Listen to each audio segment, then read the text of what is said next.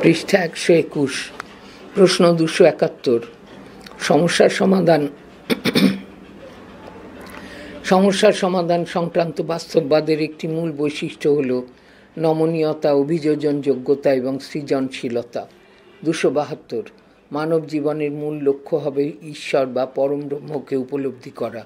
এই দার্শনিক মতবাদে বিশ্বাস করেন না এমন একজন দার্শনিক হলেন উইলিয়াম জেমস। 273, শিক্ষায় বাস্তববাদ কোন পদ্ধতিকে উৎসাহিত করে? বিভিন্ন শাখা থেকে ধারণার একীকরণ। 274, বাস্তববাদ কিভাবে জ্ঞানের ব্যবহারে জোর দেয়? বাস্তব বিশ্বের প্রেক্ষাপটে ব্যবহারিক প্রয়োগের মাধ্যমে।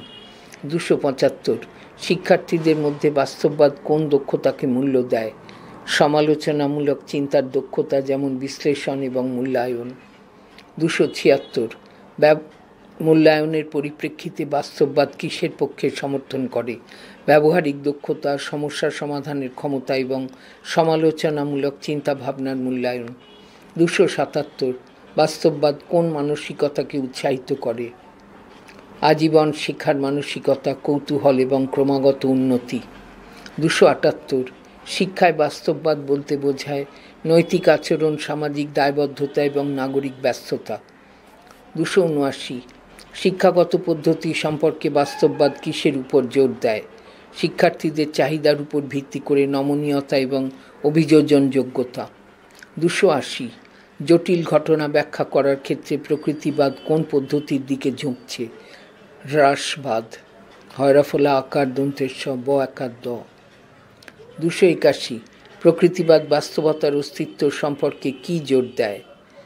মানুষের বিশ্বাস থেকে স্বাধীন বস্তুনিষ্ঠ বাস্তবতা। 282, প্রকৃতিবাদ প্রায়শই কারণ এবং প্রভাব সম্পর্কের সাথে কোন ধারণার মিল রাখে? কার্যকারণ নির্ণয়বাদ। 283, প্রকৃতিবাদ কিভাবে মহাবিশ্বের সাথে মানুষ এবং জীবন্ত প্রাণীকে দেখে? অস্তিত্বের ধারাবাহিকতার অংশ হিসেবে।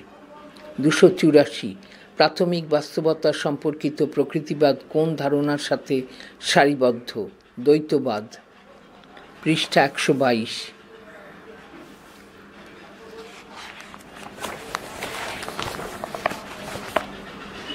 প্রশ্ন 285, প্রকৃতিবাদ প্রাকৃতিক নিয়মের সামঞ্জস্য সম্পর্কে কোন অনুমান করে? ধারাবাহিকতা এবং অনুমানযোগ্যতা। 286, বিশ্বের অনুসন্ধান এবং বোঝার সবচেয়ে নির্ভরযোগ্য উপায় হিসেবে প্রকৃতিবাদ কিসের উপর জোর দেয়? বৈজ্ঞানিক পদ্ধতি। 287, প্রকৃতিবাদ বিশ্বকে বোঝার ক্ষেত্রে কোন ধরনের প্রমাণকে মূল্য দেয়? সংবেদনশীল অভিজ্ঞতা থেকে অভিজ্ঞতামূলক প্রমাণ। 288, প্রকৃতিবাদ পরিবেশ সম্পর্কিত শিক্ষার কোন দিকটি প্রচার করে? পরিবেশ সচেতনতা এবং টেকসই শিক্ষার প্রচার। 289, শিক্ষার্থীদের মধ্যে প্রকৃতিবাদ কোন দক্ষতার উপর জোর দেয়? সমালোচনামূলক চিন্তাভাবনা, বিশ্লেষণাত্মক দক্ষতা এবং সমস্যা সমাধানের ক্ষমতা। 290, প্রকৃতিবাদ বিশ্বকে বোঝার ক্ষেত্রে কোন ধরনের প্রমাণকে মূল্য দেয়? পর্যবেক্ষণ এবং পরীক্ষা থেকে পরীক্ষামূলক প্রমাণ।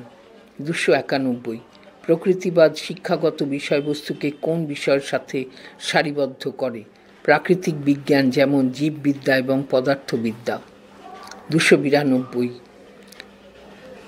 প্রকৃতিবাদ ভিত্তিক শিক্ষায় প্রযুক্তি কী ভূমিকা পালন করে? এটি বৈজ্ঞানিক অন্বেষণ এবং শেখার জন্য ব্যবহৃত হয়। 293, শিক্ষার্থীদের শেখানোর ক্ষেত্রে প্রকৃতিবাদ কিসের উপর জোর দেয়? বৈজ্ঞানিক পদ্ধতি এবং সমালোচনামূলক চিন্তাভাবনা। 294, প্রকৃতিবাদ কোন ধরনের শেখার পদ্ধতিকে সমর্থন করে? অনুসন্ধান ভিত্তিক শিক্ষা, যেখানে শিক্ষার্থীরা অন্বেষণ করে এবং সমাধান খোঁজে। 295, বৈজ্ঞানিক গবেষণা এবং অগ্রগতি সম্পর্কিত প্রকৃতিবাদকে কি বলে? নৈতিক নীতি, বৈজ্ঞানিক অখণ্ডতা এবং সামাজিক প্রভাব নিয়ে আলোচনা করা। 296, কিভাবে প্রকৃতিবাদ বিভিন্ন বিষয় জুড়ে শেখায় উৎসাহিত করে? আন্তঃবিভাগীয় পদ্ধতির মাধ্যমে প্রাকৃতিক বিজ্ঞানকে অন্যান্য শাখার সাথে একীভূত করে। 297, প্রকৃতিবাদ কিভাবে অতিপ্রাকৃত ব্যাখ্যাকে দেখে? অতিপ্রাকৃত ব্যাখ্যা নিয়ে সন্দিহান থেকে। পৃষ্ঠা 124, প্রশ্ন 298। বাস্তববাদ বিশ্বের সত্য এবং ঘটনা সম্পর্কে কি দাবি করে? এগুলি মানুষের বিশ্বাস, উপলব্ধি বা ভাষা থেকে স্বাধীনভাবে বিদ্যমান। 299। কিভাবে বাস্তববাদ সাধারণত আদর্শবাদী দর্শনে সাড়া দেয়? মানসিক গঠনের সমালোচনা করে এবং বস্তুনিষ্ঠ বাস্তবতার উপর জোর দিয়ে। 300। প্রকৃতিতে আইনের অস্তিত্ব সম্পর্কে বাস্তববাদ কি বলে? আইন বাস্তবতার সর্বজনীন এবং বস্তুনিষ্ঠ বৈশিষ্ট্য। 301। বাস্তববাদ অনুসারে বাহ্যিক জগতের ঘটনা কিভাবে নির্ধারিত হয়? প্রাকৃতিক নিয়ম এবং নীতি দ্বারা। 302। বাস্তববাদ বৈজ্ঞানিক পদ্ধতি এবং অনুসন্ধানকে কিভাবে দেখে? এগুলি প্রাকৃতিক জগৎকে বোঝার নির্ভরযোগ্য উপায়। 303। বাস্তববাদ অনুসারে জড়বস্তুর প্রকৃতি কি? মানুষের চেতনা থেকে স্বাধীনভাবে তারা বিদ্যমান। 304। বাহ্যিক জগৎ সম্পর্কে জ্ঞান অর্জনের ক্ষেত্রে বাস্তববাদ কিসের উপর জোর দেয়? অভিজ্ঞতামূলক পর্যবেক্ষণ এবং সংবেদনশীল অভিজ্ঞতা। 305। বাস্তবতা তার অস্তিত্ব সম্পর্কে কি করে? বাস্তবতা মানুষের মন বা উপলব্ধি থেকে স্বাধীনভাবে বিদ্যমান। 306। শিক্ষায় প্রযুক্তির সংযোজনকে বাস্তববাদ কিভাবে দেখে? শেখার এবং অন্বেষণের জন্য প্রযুক্তি ব্যবহারকে উৎসাহিত করে। 307। বাস্তববাদ বিষয়গুলিকে একীভূত করার ক্ষেত্রে কোন পদ্ধতির পক্ষে সমর্থন করে? বিভিন্ন বিষয়ে একীভূত আন্তঃবিভাগীয় পদ্ধতি। 308। জ্ঞান অর্জনের ক্ষেত্রে বাস্তববাদ কিসের উপর জোর দেয়? উদ্দেশ্যমূলক জ্ঞান এবং সমালোচনামূলক চিন্তাভাবনা। 309। প্রত্যক্ষ পর্যবেক্ষণ এবং সংবেদনশীল অভিজ্ঞতার উপর ভিত্তি করে বাস্তববাদ কোন ধরনের শিক্ষাকে মূল্য দেয়? অভিজ্ঞতামূলক শিক্ষা। 310। অনুসন্ধান সংক্রান্ত শিক্ষায় বাস্তববাদ কী প্রচার করে? বৈজ্ঞানিক অনুসন্ধান এবং যৌক্তিক পদ্ধতি। পৃষ্ঠা 124।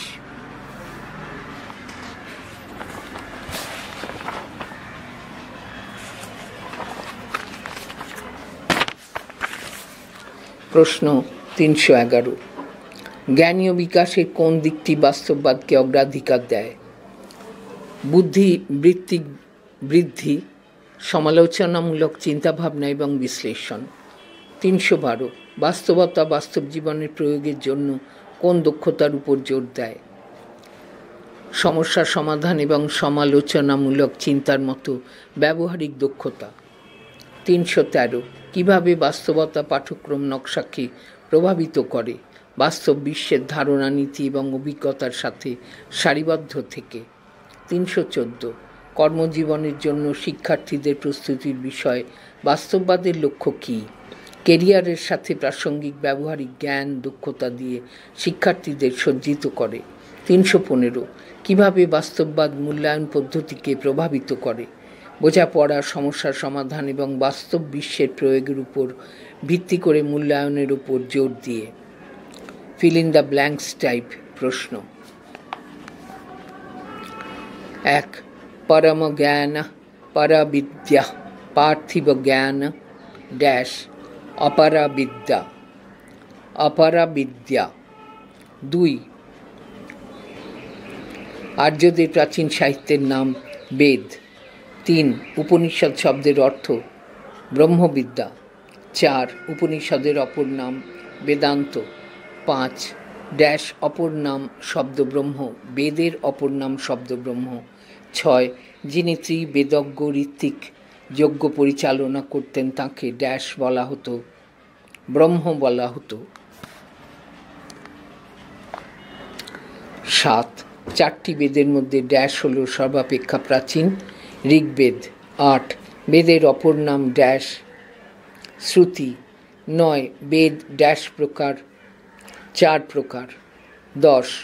প্রতিটি বেদের আবার ড্যাশ বিভাগ আছে? 2টি বিভাগ আছে।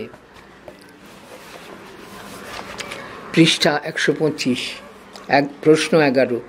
ঋগ্বেদের আচার্য বা শিক্ষাগুরুকে ড্যাশ বলা হতো? ঋষি। 12. পরবর্তী বৈদিক যুগে জটিল যজ্ঞের প্রক্রিয়া একমাত্র ড্যাশ জানতেন? পুরোহিত জানতেন। 13. ঋগ্বেদের শ্রেণী বিভাগে ড্যাশ শব্দটির ব্যবহার দেখা যায় না। ক্ষত্রিয়। 14 ব্রাহ্মণরা উপনয়নের ফলে ড্যাশ ধারণ করেন। উপবীত। 15 উপনয়নের ফলে ব্রাহ্মণরা ড্যাশ নাম পান। দ্বিজ দয়বফলা হর্ষি বর্গের জ। 16 ব্রাহ্মণরা নিজেদের ড্যাশ ক্ষমতার অধিকারী বলে দাবি করেন। ঐশ্বরিক। 17 ঋষিরা ড্যাশ স্রষ্টা। সংহিতা স্রষ্টা। 18 ব্রাহ্মণ্য শিক্ষা ব্যবস্থায় পাঠ শুরু হতো ড্যাশ পূর্ণিমায় আর শেষ হতো পৌষ মাসে, শ্রাবণী পূর্ণিমায়। 19 বেদাঙ্গ হল ড্যাশ সাহিত্যের অংশ। সন্ন্যাস। 21 ড্যাশ যুগে ভক্তি ধর্মের উদ্ভব হয়। মহাকাব্যের যুগে। 22 বেদের প্রকৃত অর্থ ড্যাশ জ্ঞান। 23 বেদাঙ্গের অপর নাম হল ড্যাশ স্বর দর্শন। 24 সংখ্যা দর্শন তত্ত্বের প্রবক্তা ছিলেন কপিল মুনি। 25 যোগ দর্শন তত্ত্বের প্রবক্তা ছিলেন ড্যাশ পতঞ্জলি। 26 ন্যায় দর্শন তত্ত্বের প্রবক্তা ছিলেন ড্যাশ গৌতম। 27 বৈশেষিক দর্শন তত্ত্বের প্রবক্তা ছিলেন ড্যাশ কনাদ। 28 পূর্ব মীমাংসা দর্শন তত্ত্বের প্রবক্তা ছিলেন ড্যাশ জৈমিনী। 29 উত্তর মীমাংসা দর্শন তত্ত্বের প্রবক্তা ছিলেন ড্যাশ বেদব্যাস। পৃষ্ঠা 126 প্রশ্ন 30।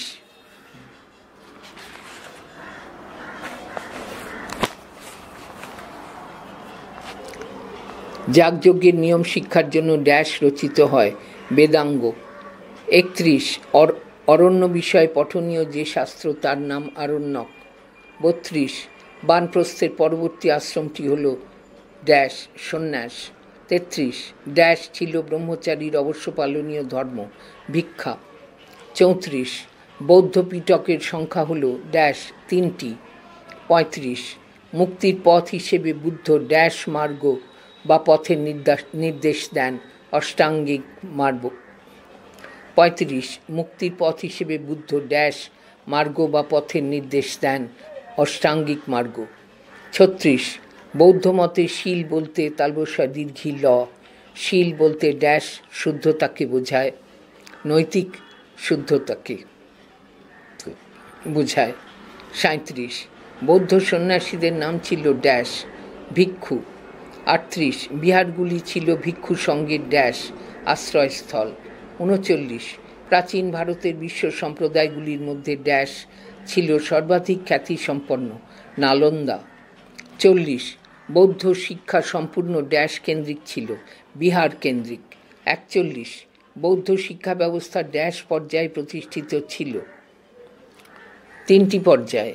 42 গৃহীদের জন্য নির্দেশিত নিয়মের নাম ছিল ড্যাশ গৃহী বিনয়।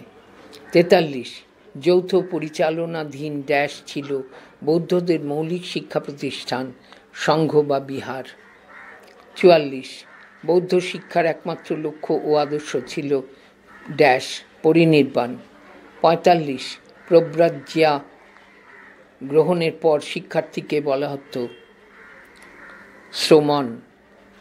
46 ড্যাশ ছিল বৌদ্ধ শিক্ষা পর্বের চূড়ান্ত অধ্যায়ের সূচনা, উপসম্পদা। 47 বৌদ্ধ শিক্ষাদান পদ্ধতি মূলত ড্যাশ মৌখিক। 48 নালন্দা বিশ্ববিদ্যালয়ের উপাচার্য ছিলেন ড্যাশ শীলভদ্র।